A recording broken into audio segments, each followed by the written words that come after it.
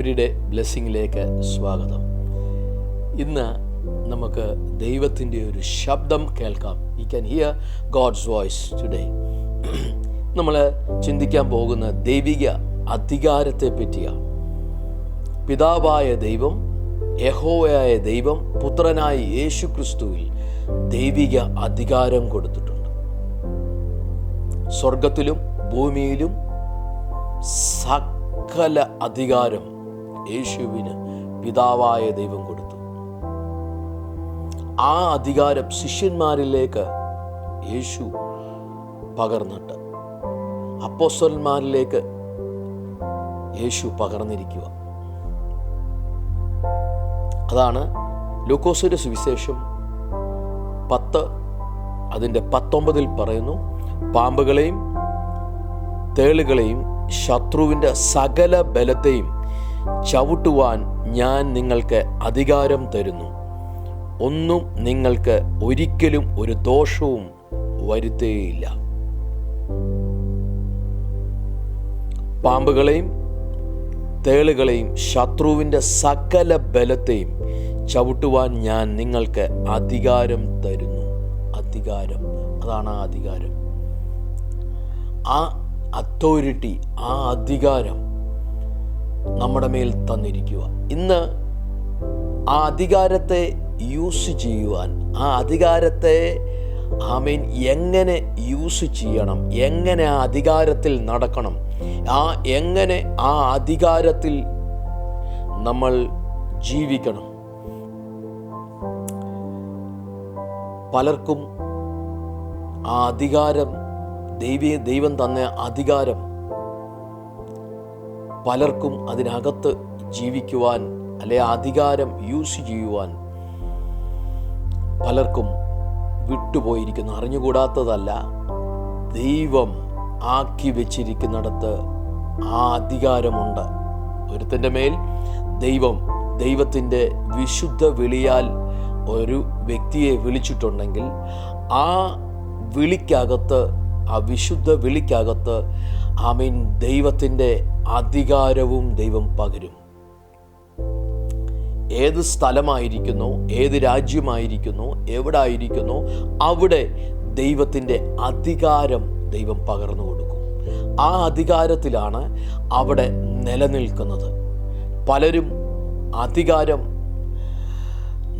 ദൈവത്തിൻ്റെ അധികാരത്തിൽ നിലനിൽക്കാതെ സ്വന്തം നീതിയിൽ നിലനിന്ന് അവിടെ മാനുഷിക ബുദ്ധിക്കനുസരിച്ച് പ്രവർത്തിക്കുമ്പോഴാണ് പലപ്പോഴും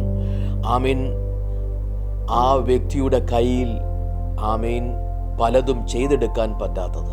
ഇന്ന് ദൈവിക അധികാരം നമ്മുടെ മേൽ ദൈവം പകർന്നിരിക്കുന്നാൽ, ആക്കി വെച്ചിരിക്കുന്ന ദേശത്ത്, ആക്കി വെച്ചിരിക്കുന്ന രാജ്യത്ത് അവിടെ ദൈവം അധികാരപ്പെടുത്തി കഴിഞ്ഞാൽ, പരിശുദ്ധാത്മാവിൻ്റെ മുദ്രയിട്ട് അവിടെ ആക്കി വെച്ച് കഴിഞ്ഞാൽ, ആ അധികാരത്തിൽ, ആ ബലത്തിൽ, ആ ശക്തിയിൽ ദൈവം അവിടെ ഉറപ്പിക്കും.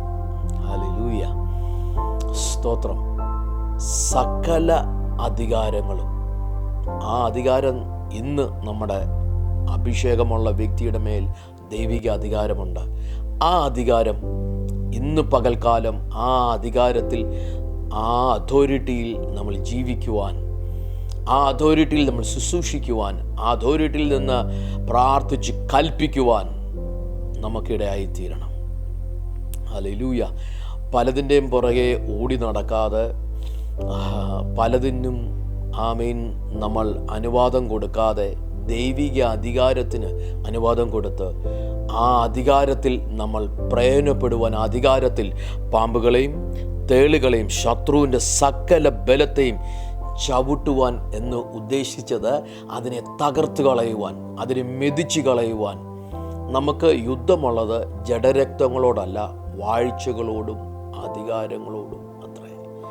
ഹല്ലേലൂയ, ആമേൻ. പലപ്പോഴും നമ്മൾ യുദ്ധം ചെയ്യുന്നത്, അല്ലെങ്കിൽ അധികാരമെടുത്ത് പ്രയോഗിക്കുന്നത് ജഡരക്തങ്ങളോടാണ്. ഹല്ലേലൂയ. അത് വിശ്വാസികളാണേലും ശരി, ദൈവദാസന്മാരാണേലും ശരി, അവർ ആ ജഡത്തിൽ ചില സമയത്ത് പ്രവർത്തിക്കാറുണ്ട്. അവിടാണ് തോറ്റുപോകുന്നത്. ആത്മാവിൽ പ്രവർത്തിക്കുന്ന ദൈവിക അധികാരത്തിൽ നീങ്ങുന്നവൻ ആമേൻ അധികാരത്തിൽ ആമേൻ ആത്മാവിൻ്റെ അധികാരത്തിൽ ആമേൻ യുദ്ധം ചെയ്യും. പ്രാർത്ഥന യുടെ അധികാരത്തിൽ എഴുന്നേൽക്കും. വചനത്തിൻ്റെ അധികാരത്തിൽ എഴുന്നേൽക്കും. ഹല്ലേലൂയ. ഇങ്ങനെ ആമേൻ അധികാരത്തിൽ, ദൈവിക അധികാരത്തിൽ ആത്മീയമായിട്ട് എഴുന്നേറ്റ് വരുന്നവനെ ദൈവം ഉപയോഗിക്കും. ശക്തമായി ദൈവിക അധികാരത്തിൽ നിലനിൽക്കട്ടെ എന്ന് ഞാൻ ഇന്ന് പകൽക്കാലം പ്രാർത്ഥിക്കുന്നു. ഹല്ലേലൂയ. ഈ വചനങ്ങളാൽ ദൈവം എല്ലാവരും അനുഗ്രഹിക്കട്ടെ. നമുക്ക് ഒരുമിച്ച് പ്രാർത്ഥിക്കാം. പരിശുദ്ധനായ ദൈവമേ, സ്വർഗീയ നല്ല പിതാവേ, പുത്രനായ യേശുവിൻ്റെ നാമത്തിൽ ദൈവിക അധികാരത്തിൽ ഈ കുടുംബം നീങ്ങട്ടെ. ദൈവിക അധികാരത്തിൽ ഈ വ്യക്തി, കേൾക്കുന്ന വ്യക്തി നീങ്ങട്ടെ.